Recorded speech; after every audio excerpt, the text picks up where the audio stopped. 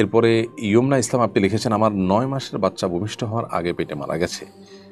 ভূমিষ্ঠ হওয়ার পর মেডিকেল থেকে তাকে এনে দাফন করতে পারেনি। মেডিকেল কর্তৃপক্ষ কি করেছে তাও জানি না।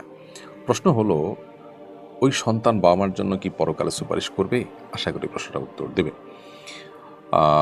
বোন ইয়মনা, আল্লাহ তালা আপনাদেরকে সবর করার তৌফিক দান করুন।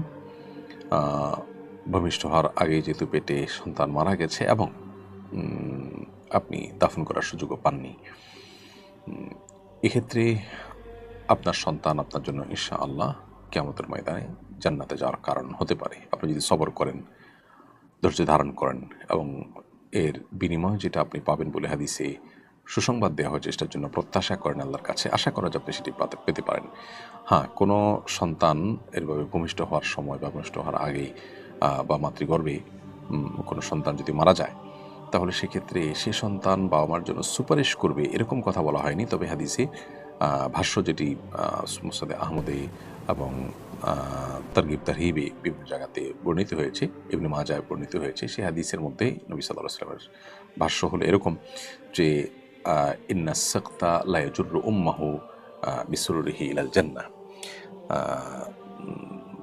মাতৃগর্ভে যে শিশু মারা গেছে, সেই শিশু কিয়ামতের ময়দানে তার মাকে জান্নাতে টেনে নিয়ে যাবে। জান্নাত দিকে টেনে যাওয়া মানে জান্নাতে যাওয়ার কারণ হবে, ভূমিকা রাখবে। অতএব ইনশাআল্লাহ আপনার সন্তান আপনার জন্য সে ভূমিকা রাখবেন আশা করা যায়।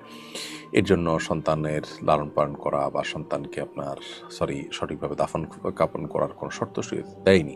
তাছাড়া এটা আপনার হাতেও ছিল না, আপনি ইচ্ছাকৃত যে অবহেলা করেছেন তাও নয়। অতএব আশা করা যায় আপনি এই সুযোগ লাভ করবেন।